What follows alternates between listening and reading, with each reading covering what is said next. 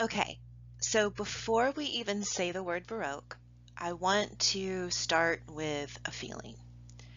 Have you ever walked into a room and you kind of instantly knew the vibe, like before anyone said anything to you?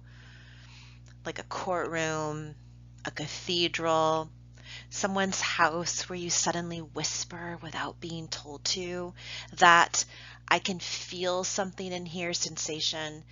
That's not random. That is design. And this week, we're not just studying the Baroque period like it's a pretty chapter in an art book. It is very pretty, though. We are studying how emotion gets engineered. Because in the 1600s, power did not just sit politely in the background. Power announced itself. And Baroque art, painting, architecture, music, dance becomes one of the loudest megaphones power ever built. So, as you look at Baroque works this week, I want you to keep asking one question. What is this trying to make me feel when I look at it, and why? Because power is never quiet. All right, so we all know from just what we've studied so far that history is far from being calm, right? It is a roller coaster. And Europe in the 1600s is definitely one of the least calm periods in history.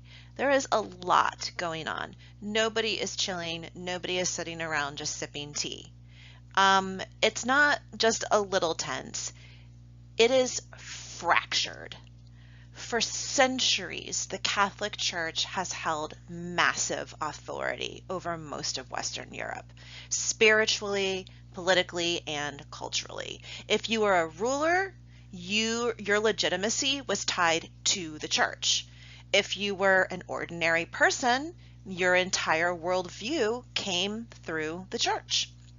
And then, as we know, back in 1517, Martin Luther posts the 95 Theses. And suddenly, the unthinkable has happened. Authority got questioned. You remember that because that's what he was doing when he posted that 95 Thesis on the church wall. He was saying, "Hey, we want to be able to read the Word of God, aka the Bible, ourselves in the word of the common people." So he is questioning the authority of the church. So now here's the real point. This was not just a religious disagreement. This was a fight over who gets to define truth. There that comes again. You know, when we talked about ancient Greek philosophy and Plato's allegory of the cave, it was all about what is truth. Fast forward, we're now in 1600. We're still talking about who gets to define the truth. I think we're starting to get the idea and the realization that humanity as a whole throughout time struggles with that concept. And hello, I think in this world, in the year 2026, we even more so now struggle with what the truth is and who gets to define it. And I think that throughout the modules that we've done so far, we know that the people in power define what is true. So this is what's going on during the 1600s. You have this disagreement over who is defining what is true, who gets to interpret the scripture, because remember, like I said, everything is about the church.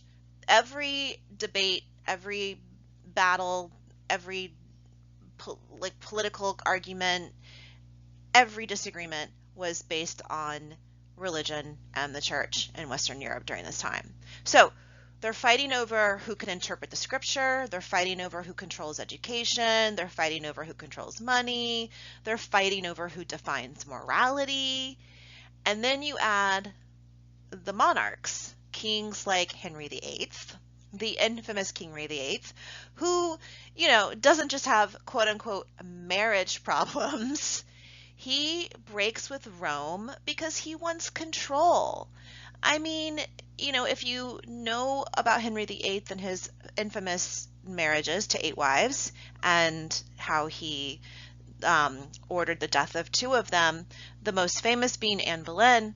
She was the first, and she was, quote unquote, as history likes to tell us, the reason why Henry VIII broke with the Catholic Church, because he was told that he could not marry her. He could not divorce from his first wife, Catherine, and marry Anne. And this made him very angry. Therefore, he broke from the church.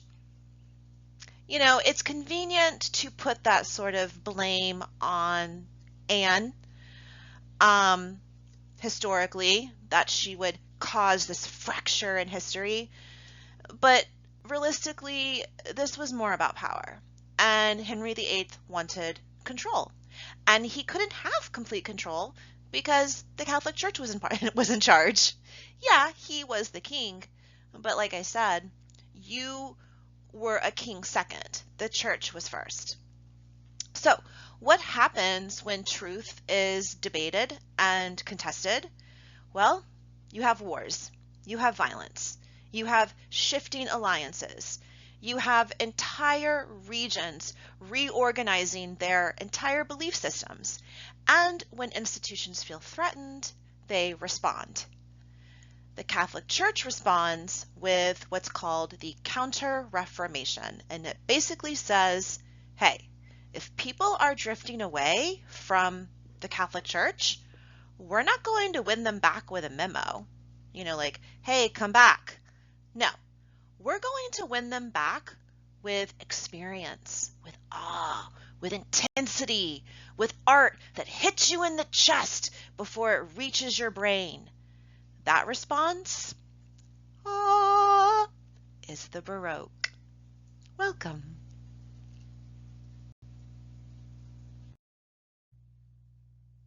So let's say it clearly. The Baroque is not just a style. It is a strategy. And here is the strategy. If you can shape what people feel, you can shape what they believe. Because emotion moves faster than reason every single time. I think we've all experienced that. It's easier to we react so quickly to things emotionally, far quicker than we would actually, reason. Sometimes, we always have to take a beat, right?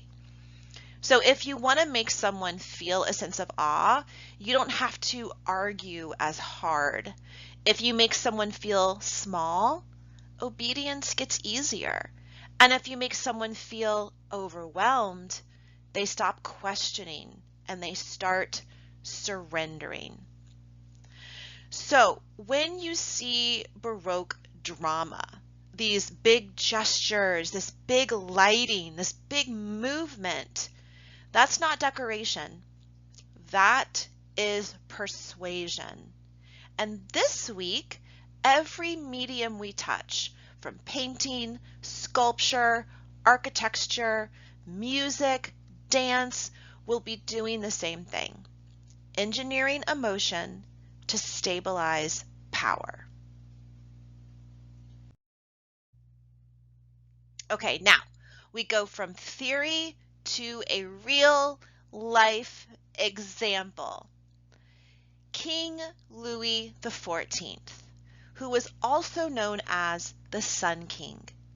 And notice, he does not just want to rule France, he wants to embody France.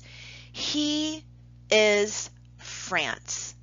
He links himself to the sun, something that's cosmic, inevitable, unstoppable. And as we know, the sun does not ask permission. It does not ask permission to rise in the morning. It just rises every single day. And then what does he do, King Louis? He builds the Palace of Versailles, not as a house, not as a place to live, but as a machine. Versailles performs power before the king even really opens his mouth. Imagine you're arriving to the palace as a noble. You don't walk in thinking, okay, let's negotiate with Louis. No, no, no, no. You walk in thinking, whoa, this is way larger than me. And that is the point. That is exactly what he wanted you to feel. Because Versailles is not only a building, it is propaganda that you can live inside. Now, zoom in on the portrait logic of the Baroque. And you can see here in front of you a portrait of King Louis XIV, the Sun King himself. And he is not painted like a person. He's painted as a system. Look at the staging, the drapery like a theater curtain around him, the column like a monument, the robe like a civilization. This is not a likeness, it is an instruction to his people. This painting is teaching you how to see him. He is centered and he is important. He is lit, he is chosen, he is elevated, and he is superior. He is larger than life. And in the Baroque period, composition becomes political. So this week, when you analyze artworks, I want you to train your eye like a detective. Who is getting the best light? Who gets the center of the painting? Who gets to take up the most space? And because visibility does not just reflect authority, visibility creates it.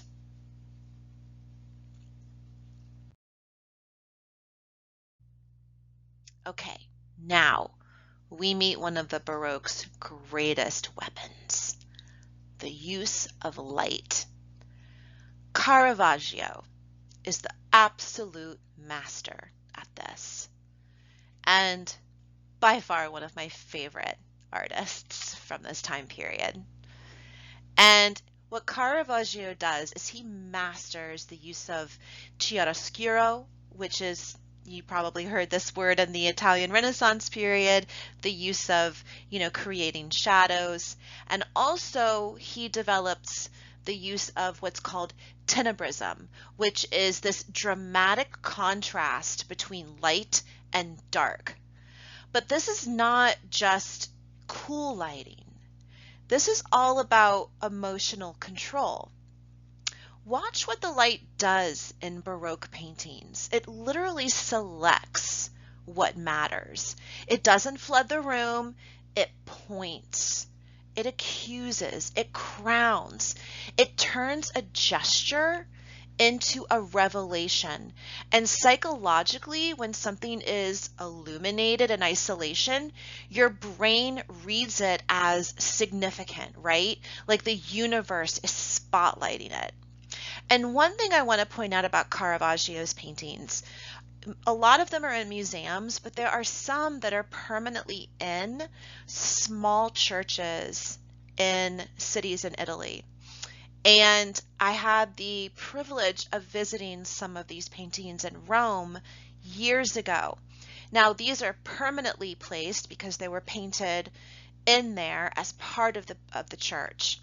And what they have done is absolutely amazing because, here we are talking about how Caravaggio is a master at using light. When you go into these small churches to see these paintings, I don't know if it's this way now, but it was when I went in the 90s.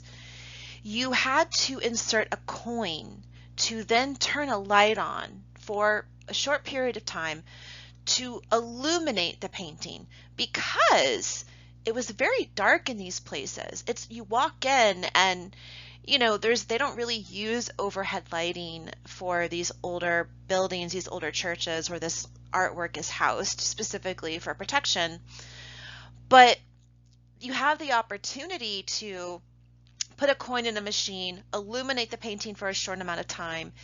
And I just think it's fascinating how not only are you using light to see the work, but then the work itself is all about using the light. So it's a whole artistic experience, right? And this is one of the many reasons why Baroque religious art works so well as Counter-Reformation messaging. It doesn't ask you to calmly consider faith. It makes faith feel like an interruption, urgent, immediate, personal. So as you do, if you choose the film discussion this week, I want you to pay attention to this. In movies, lighting is doing the same exact thing. Where is the light, and what are you being told to care about?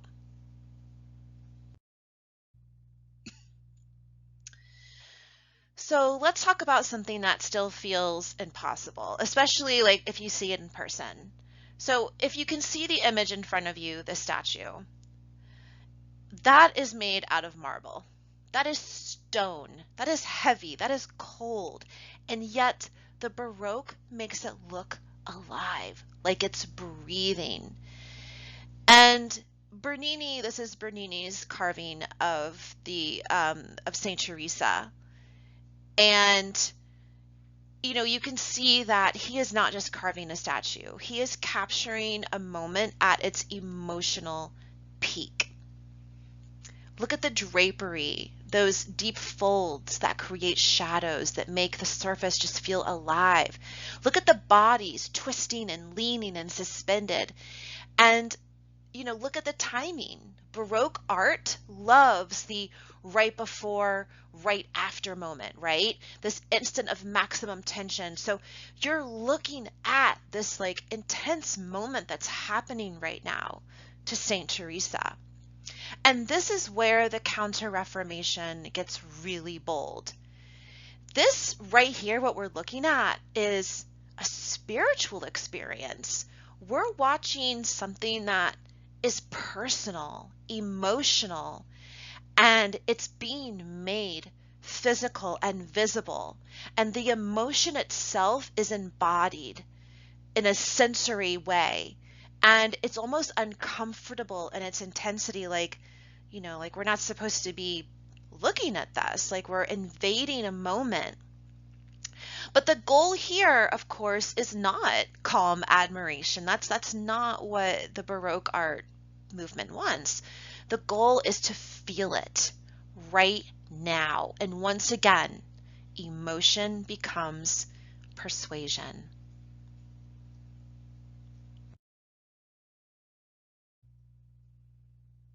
Okay, so now we step into sound. And here's the wild thing about music. It can make you feel something before you even know why. I think we've all experienced that just from hearing the music itself. And Baroque composers really leaned into that power. There is a big idea that you're going to see connected to this period, and that is music as emotional communication, sometimes described through what's called the doctrine of the affections. And this is a belief that music can sustain a dominant emotional state, like grief, triumph, tension, or awe. And what do you guys think about that? Do you think that music has the power to do that, to sustain a dominant emotional state? I think so. As a music lover, I think so. And the Baroque period loves this. They build contrast. You have loud versus soft. You have solo versus a group, fast versus slow. And this is drama in an audio form. And this is why opera explodes during the Baroque period. Opera is basically theater plus spectacle plus emotional overload on purpose. And for those of you that are choosing to do an opera for your artistic experience, awesome. You're going to love learning more about the history of opera this week. You'll feel like when you go, you can almost really appreciate even more so the history and the power of this art form. And of course, we can't miss the social layer of opera, right? The opera houses, they were hierarchy theaters. Even the audience becomes part of the display. I mean, the opera house, you have the higher seats where you would have the aristocrats or the king and queen sit, and then, all the rest of the people on the ground and the bad seats. So as you move through your reading this week, you have one about the elements of music. I want you to listen for the building blocks like rhythm and dynamics, melody, harmony, tone, color, texture, and form. Because once you know what those are, you stop hearing music as just background.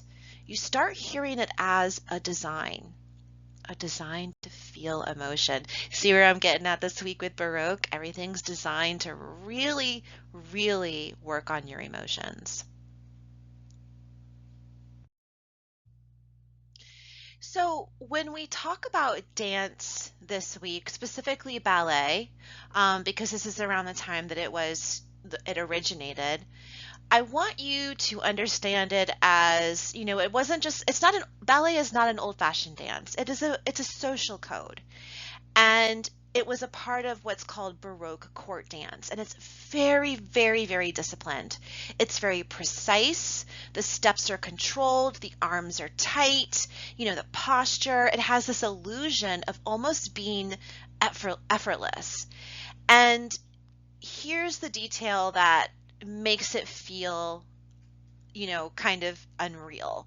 These dances were choreographed to be viewed from a specific location, often where the highest ranking person stood, meaning that this dance was not for everybody, right? It was literally built around power. So while you're reading about ballet this week, and if you choose to do that option for this assignment, I want you to ask yourself, who is the dance addressing? What kind of body is being rewarded here? Controlled or free? And what emotions are allowed? And what emotions are suppressed? Because Baroque dance is not just art, it is training. Now, let's talk about the tension at the heart of your Option A assignment, control versus freedom.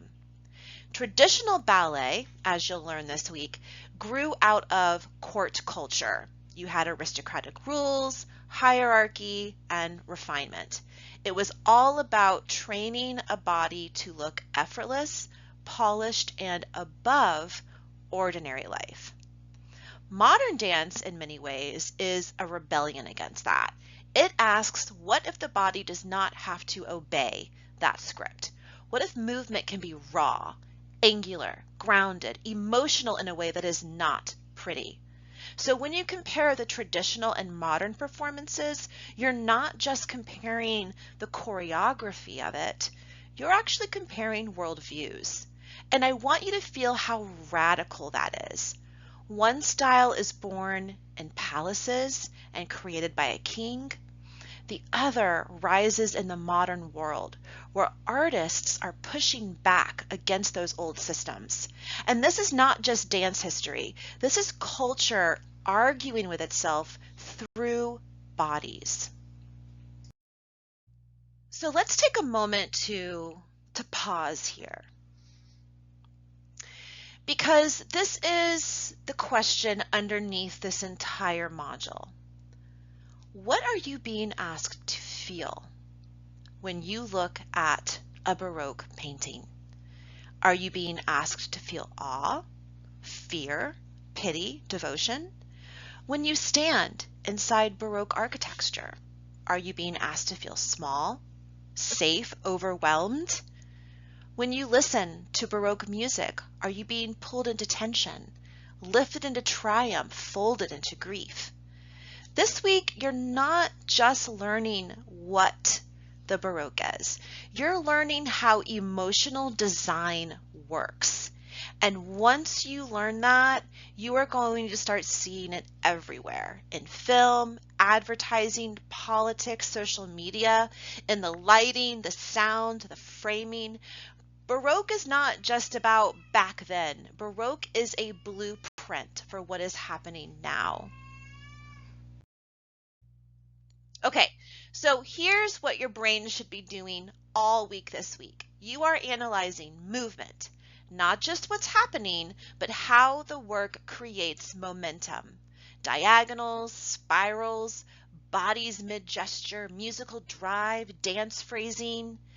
Now, the other thing you're analyzing, emotion, not what it means, but what it makes you feel first. And then perspective. Whose viewpoint is being centered? Who gets the light? Who gets the power? Who has agency? And that's why your choose one options make sense this week. Because you have dance comparison, which is all about control versus freedom.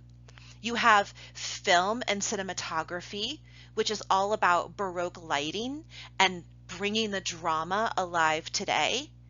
And then you have the female artist case. Who gets recognized and why? Different doors, same room. So here is the uncomfortable question to think about this week. When you feel something intensely from art, where did that emotion come from? Did it rise naturally? Or was it constructed? Because the Baroque is obsessed with constructing emotion through technique, the use of lighting, scale, contrast, gestures, sound, staging. So in your quiz and reflections, don't just define terms, use them. If you say chiaroscuro, point to what it actually does. If you say dynamics, connect it to the mood. If you say movement, show where your eye is traveling. That is the humanities at work, taking a feeling and tracing its architecture and its history. And asking yourself, why do I feel this way? So, as we end with the biggest, we're going to end with the biggest humanities question of all. Who benefits? When art persuades, who gains power? When a palace overwhelms, who becomes natural and inevitable? When a story centers on one body, one voice, one hero, who gets pushed to the edges? This is why the Artemisia versus Caravaggio case matters, because it's not only who painted it, it is about whose work gets celebrated, whose work gets doubted, and what cultural assumptions made that happen. And I just want to say, Artemisia Gentileschi is one of my top 5 favorite artists of all time. I have traveled the world to see her work in person. She means a lot to me. So, as you wrap up Module 7, I want you to take this with you. The Baroque teaches us that emotion is powerful, and power loves emotion. And so your job this week is to become the kind of viewer who can say, I felt it, but I can also explain why I felt that way, right?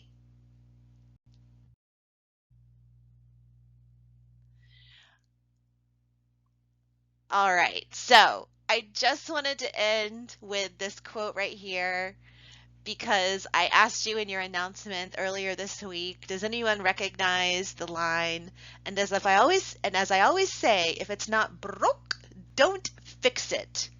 It was Lumiere from Beauty and the Beast, my favorite Disney movie. So thank you so much, everybody, for being with me this week for this very short pop-up lecture. Look, I'm getting them shorter. They're shortened down. This one's only about 30 minutes.